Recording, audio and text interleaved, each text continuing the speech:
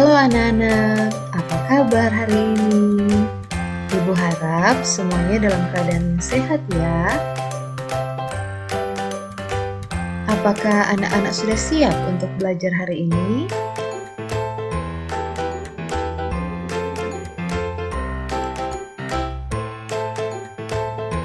Hari ini kita akan belajar tentang adaptasi tumbuhan. Kira-kira bagaimana ya tumbuhan itu dapat beradaptasi dengan lingkungannya?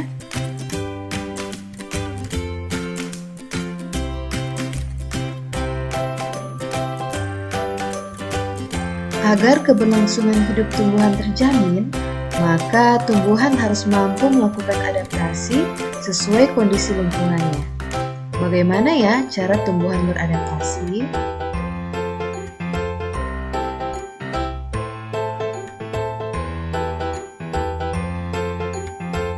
Adaptasi tumbuhan terhadap lingkungan.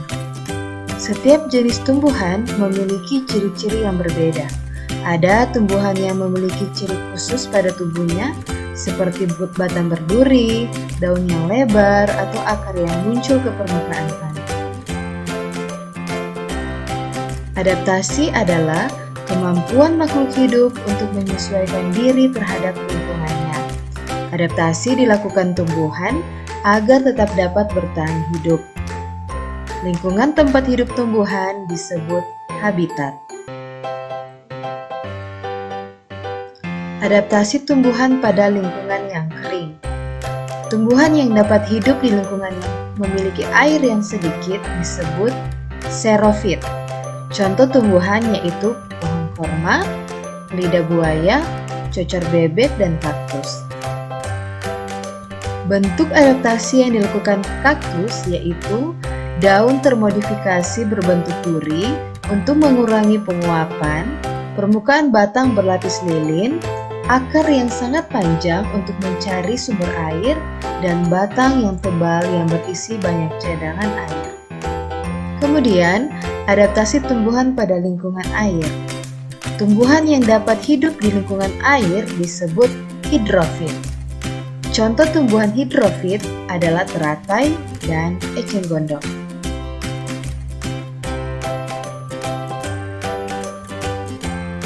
Adaptasi tumbuhan tersebut adalah sebagai berikut.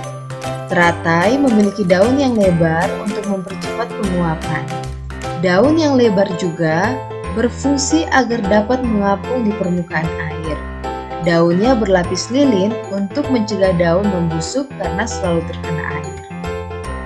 Beberapa jenis tumbuhan bakau memiliki napas yang tumbuh ke atas permukaan tanah untuk memperoleh oksigen. Ada juga tumbuhan bakau yang memiliki akar tunjang untuk menopang tumbuhan di tanah yang berlumpur dan menahan terjangan ombak. Kemudian adaptasi tumbuhan pada lingkungan yang lembab. Tumbuhan yang hidup di lingkungan yang lembab disebut hygrofit. Contoh tumbuhan hygrofit adalah begonia dan tumbuhan pak. Oleh karena hidup di tempat yang lembab, penguapan terjadi dengan lambat. Selanjutnya, adaptasi tumbuhan pada lingkungan miskin nitrogen. Tumbuhan yang hidup di lingkungan miskin nitrogen biasanya melakukan penyesuaian diri dengan memerangkap serangga, kemudian mencerna sebagai sumber nitrogen. Contohnya, kantong semar dan Venus. Selanjutnya, adaptasi tumbuhan untuk berkembang biak. Selain untuk bertahan hidup, beberapa tumbuhan juga melakukan adaptasi untuk membantu perkembangbiakannya. Bunga Rafflesia mengeluarkan bau busuk untuk menarik perhatian serangga, sehingga serangga yang hinggap dapat memakannya. Adaptasi tumbuhan untuk melindungi diri, yaitu pertama memiliki duri. Beberapa tumbuhan memiliki duri pada batangnya atau buahnya untuk melindungi diri dari pemangsa. Contoh tumbuhan mawar, bougainville, rotan, dan kaktus. Adaptasi tumbuhan untuk melindungi diri kedua yaitu memiliki rambut halus. Beberapa tumbuhan seperti bambu, jagung, terung, dan tebu memiliki rambut yang halus. di permukaan batang maupun daunnya. Kemudian memiliki daun yang tajam. Nanas, lidah buaya, dan kaktus memiliki daun yang tajam dan berduri di bagian tepinya. Hal ini bertujuan untuk melindungi diri dari pemangsa.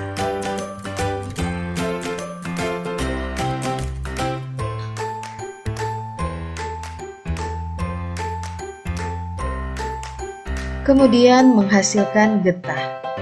Tumbuhan seperti sawo, pepaya, karet, mangga, dan nangka dapat menghasilkan getah jika tergores. Getah tersebut akan menempel pada tubuh hewan, sehingga hewan tersebut sulit untuk bergerak. Kemudian menghasilkan racun. Contoh tumbuhan yang menghasilkan racun adalah jarak dan kecubung. Buah jarak mengandung racun yang dapat mematikan bagi hewan yang memangsanya. Kecubung juga mengandung racun. Efek yang ditimbulkan jika dikonsumsi antara lain mual dan sesak nafas. Itulah materi kita tentang bagaimana cara tumbuhan beradaptasi dengan lingkungannya. Nah, sekarang kita akan lanjut membahas tentang perkembangbiakan tumbuhan dan perkembangbiakan hewan.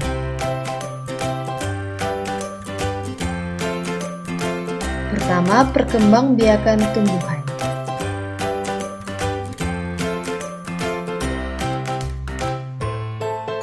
Perkembangbiakan tumbuhan pertama adalah perkembangbiakan secara generatif.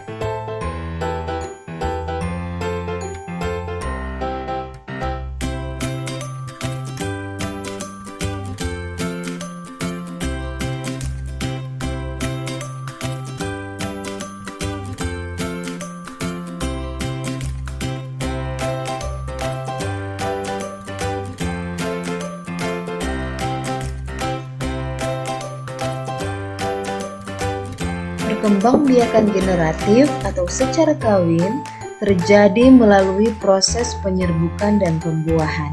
Contohnya padi, mangga, durian, dan jambu.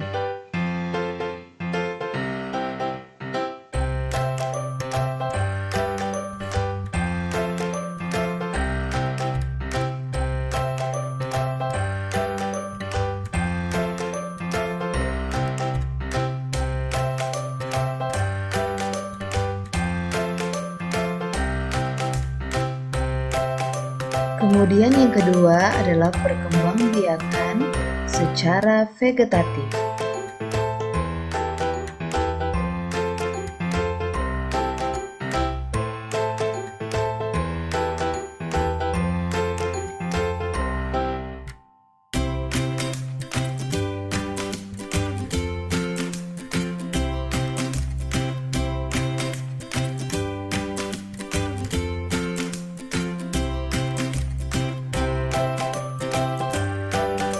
Perkembangbiakan secara vegetatif adalah cara berkembang biak suatu makhluk hidup yang terjadi tanpa melalui perkawinan. Makhluk hidup baru berasal dari induknya. Contohnya pohon pisang, nanas, dan bawang merah.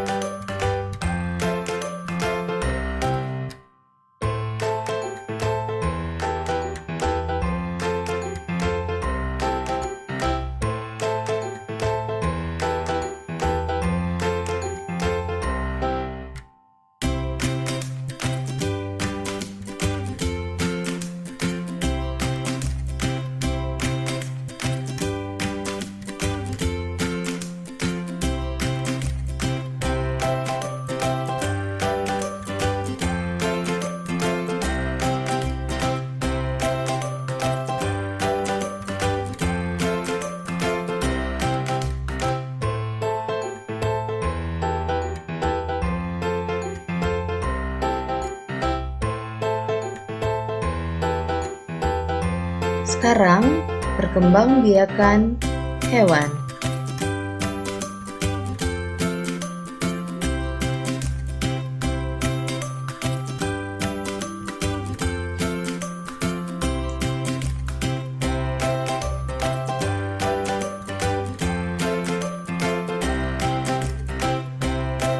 Pertama, ovipar, yaitu hewan yang berkembang biak dengan cara bertelur. Contohnya kura-kura, ikan, dan burung elang. Bahkan ayam juga.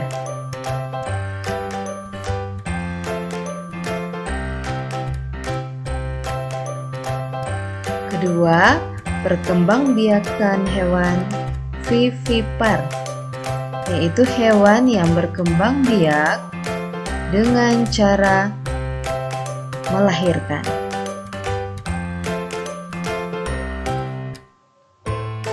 Contohnya sapi, paus, dan juga kucing.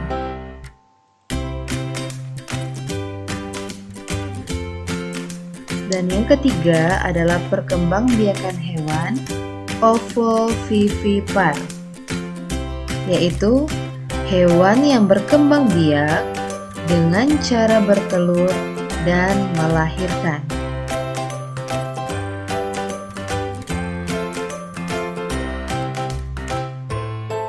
Contohnya ular. Nah, itu tadi materi kita tentang perkembangbiakan tumbuhan dan perkembangbiakan hewan. Perkembangbiakan tumbuhan terjadi secara generatif, secara kawin, atau secara vegetatif, atau secara tidak kawin. Kemudian, perkembangbiakan hewan ada 3, yaitu ovipar, vivipar, dan ovovivipar.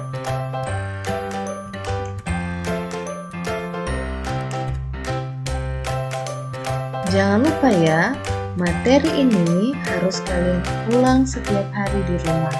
Kalian lihat kembali video ini, kemudian kalian pelajari kembali materi ini, agar supaya materi ini dapat tersimpan dalam. Demikianlah pembelajaran kita di hari ini. Tetaplah jaga kesehatan dengan mematuhi protokol pemerintah untuk selalu menggunakan masker, menjaga jarak, dan menghindari kerumunan. Kemudian, jangan lupa untuk belajar setiap hari. Kalian itu harus rajin belajar dan mengulang lagi materi-materi yang sudah kita pelajari.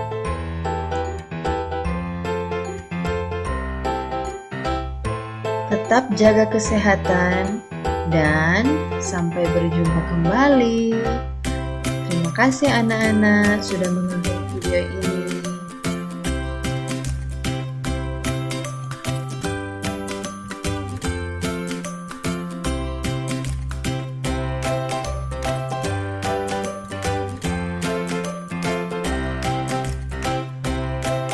See you on the next video.